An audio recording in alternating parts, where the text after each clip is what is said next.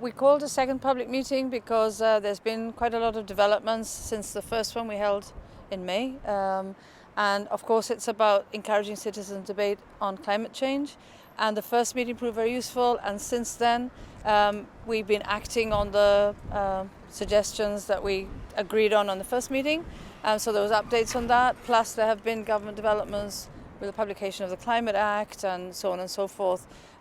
So we thought it was important before the sort of real summer break kicks in to catch up with everybody there. So what came out of yesterday's meeting? Any solid commitments?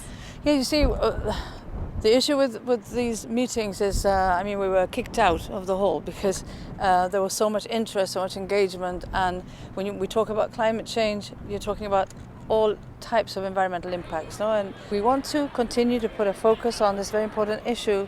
There are certain events coming up in the next few months, and we wanted to discuss and plan for those. So we have a petition that's going to go in support of the next march, which is next Tuesday, 25th of June, being organised separately by other people, but we will support them. That's 5:30 from Casemates, 25th of June.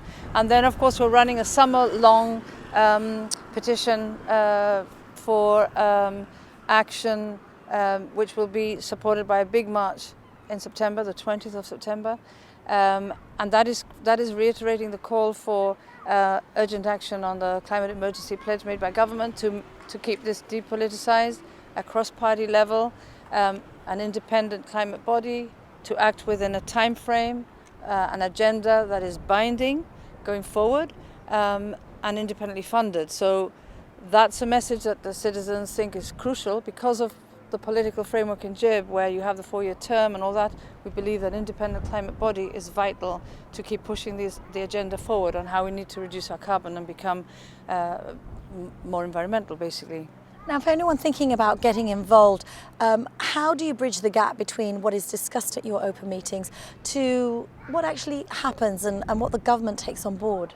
Yes, that's a good question, because we've always advocated public debate on climate change because we think it's an issue that affects each and every one of us. And we want to exchange the information of all the work we've done in the last 2 decades with people who are now very much paying attention to this because of the new energy surrounding the climate change debate, and use it to push that agenda to clean up Gibraltar and make us more environmental.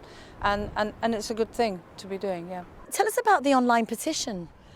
So we're running an online version of a petition that is also available and is being shared around in GIB for people to help collect signatures. But the online petition can be found at change.org. Just search for Change Strike Gibraltar. The petition is being run by a number of Gibraltar NGOs, including the Nautilus Project, the GONHS, Pollution Watch, Sustainable Gibraltar, the ESG, and we're hoping the Heritage Trust will also join us.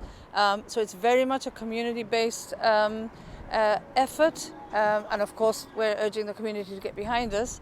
And it's really to present government with a really strong signal in September that the community also wants to support this kind of urgent action that is so desperately needed in these days. Yeah.